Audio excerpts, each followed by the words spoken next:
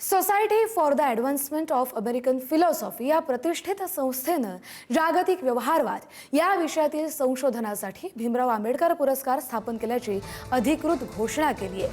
अमेरिकेतील एखाद्या संस्थेनं डॉक्टर बाबासाहेब आंबेडकर यांच्या सन्मानार्थ पुरस्कार सुरू करण्याची ही पहिलीच वेळ आहे।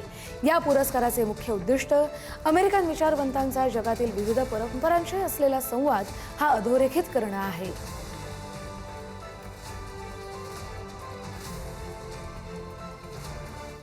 बाबासाहेबांच्या जयंतीनिमित्त दादरमध्ये वाहतुकीमध्ये बदल झालाय। आज मध्यरात्रीपर्यंत वाहतूक बदल लागू असेल। वाहतूक सुरळीत ठेवण्यासाठी अनेक रस्ते बंद असतील तर काही रस्ते एक मार्गी सुरू असतील।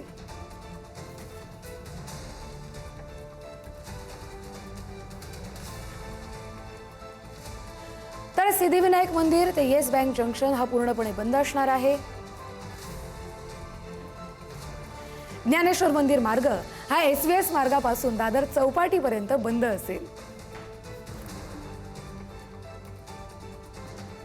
एसके बोले रोड हा सिद्धिविनायक मंदिर ते पोर्तुगीज चर्च दरम्यान एक मार्गी सुरू असेल। आज बाबासाहेबांची जयंती आहे, त्यामुळे चैत्यभूमीवर हजारो लोक येतात। रानडे रोड, ज्ञानेश्वर रोड आणि इतर काही मार्गांवर देखील वाहतूक निर्बंध लागू असतील।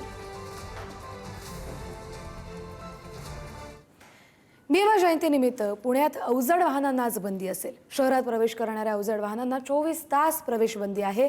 अत्यावश्यक सेवेतील वाहन वगळता इतर वाहनांना हे नियम लागू असतील। पुणे बंगळुरू महामार्गावरील वाहतूक वगळता इतर वाहनांना हे नियम लागू आहेत।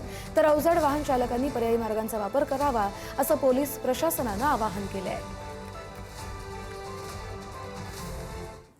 वाशिममध्ये शिक्षकांनी खास रांगोळी साकारली आहे।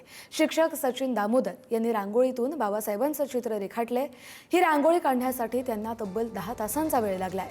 विहारात वंदन करण्यासाठी येणाऱ्या प्रत्येकाला ही रांगोळी अक्षरशः भुरळ पाडतीये। या रांगोळीतून ही डॉक्टर बाबासाहेब आंबेडकर यांना दिलेली अनोखी मानवंदना आहे। एखादं चित्र असावं, एखादा फोटो असावा, अशी हुबेहूब ही रांगोळी या महामानवानं काढली आहे।